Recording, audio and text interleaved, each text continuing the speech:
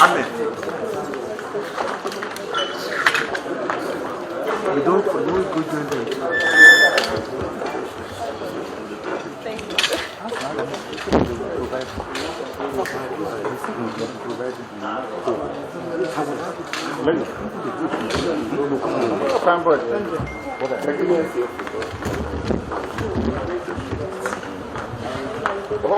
Apa yang yesterday, Abi? Okay.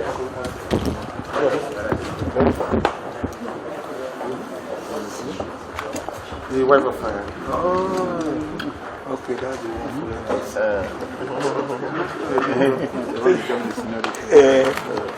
No, what else? Next time. Okay, can I ask you? You wanted my understanding. So you have a reason? Yeah. You get to another one. Are you afraid he may jump to me? No. He's comfortable with my hand. I have to know what he is. There is content of court order now. Are we? Yes, no. These are witness. There is content of court order. These are witness. These are witness.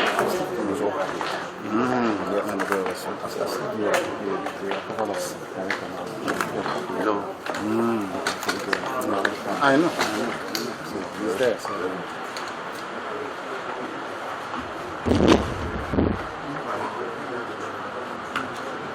Well, I feel extremely bad. As you can see, the plea has been taken, and the prosecution is ready to go on. All our gadgets are ready. All our witnesses are already in court.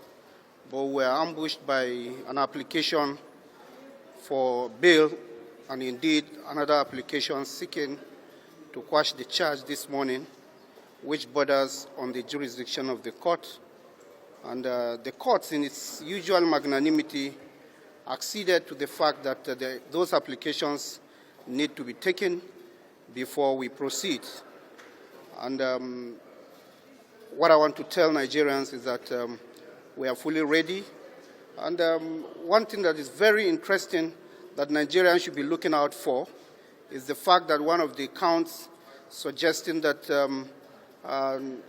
the defendant, Nnamdi Kanu, is a member of IPOB, and he vehemently denied being a member of IPOB. That is very curious, and we urge Nigerians to see us through how we are going to prove all those charges against the defendants in no time to come. And those are our feelings, and we hope that all this approach will come to an end someday, because criminal trial need to be treated expeditiously so that the defendants will know his fate in one way or the other at the earliest opportunity. But all these gimmicks coming up all the time are those things that are really affecting our criminal justice system, and we are ready to battle it even through to the amendment of our respective legislations. Thank you very much. Yeah. Adding that, first of all, and adding that the prosecution has also expressed their displeasure that you are playing some gimmicks in ensuring that the trial does not commence today. No, I'm elated, I'm exhilarated, I'm enthused that, like yesterday, God again was on the throne today. And God will be on the throne throughout the trial of this charge. Go and look at it. It's Lamentations 3:37. Who is it that speaketh, and it cometh to pass if God has not commanded it? So I want to say that God has taken over possession of this case. So we we know that the judiciary is unsung. It cannot be intimidated. Even under military juntas, the judiciary refused to blow muted trumpet. It is not going to do it now under a democratic setting. And the judge, the judex, has so far shown that the judiciary should be looked upon as the last hope of the common man. And today's proceedings, again, demonstrate that. After yesterday's proceedings, Ejiofor, myself, and my team of lawyers representing Mazi Nnamdi Kanu went to work. We worked throughout the night, up to about 4 a.m. this morning. And we were able to generate a 42-page document attacking the entire 15 counts in the charge as being wordless, as being watery, as being of no moment, and as actually dying, or rather dead on arrival, as dead as dodo. We were able to generate about 34 grounds for the application. We believe that by the grace of God, by the time the judge calmly, dispassionately examines the step-by-step destruction of these counts, then, like I submitted in court, she will go to the next stage, which is to grant us our prayer through.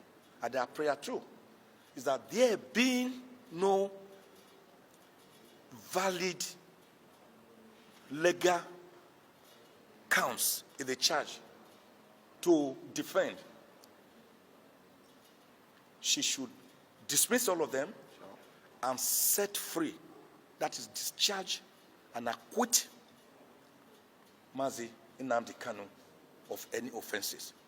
What the prosecution tried to do was to insist that because today was set down for hearing, that the trial must go on, notwithstanding the pendency of this application, which we had filed, and not also withstanding the pendency of a second application, a 26-page motion for bail.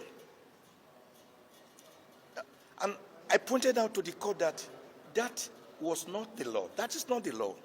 That the Supreme Court has held in several cases, serially, that once motions are pending before a court of law, even if the motions be frivolous or stupid, the Supreme Court actually used the word stupid or frivolous or meritorious, that the court is duty-bound to look at that application, take argument, and then decide it one way or the other before the matter can proceed. And of course, our application is fundamental, it's intrinsic to this trial.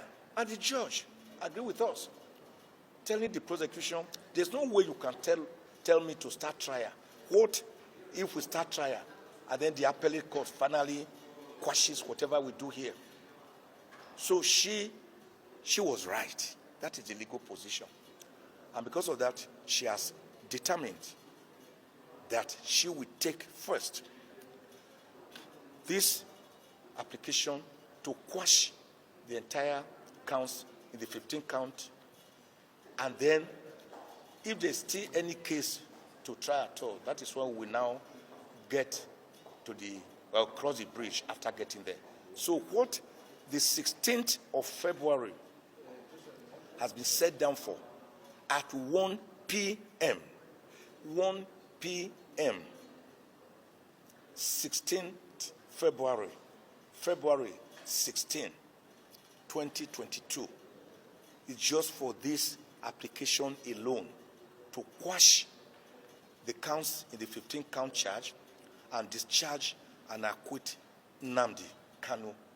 Because in law, you cannot put something on nothing and expect it to stay.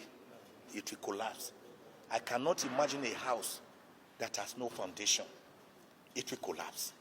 So by the time the court hears us and takes a look at this application, she will discover that there's actually no case before her at all to waste the precious time of this honorable court.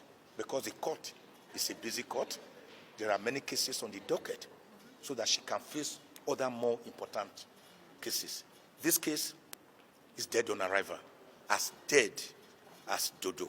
Dodo was a bird that existed in the southern part of Africa. Like the dinosaur, it is now extinct. It can never come back. So when something is as dead as Dodo, like this case, it means that the case is dead on arrival and is buried and cannot, like an apparition, rise up from the grave. Thank you, sir. Thank you.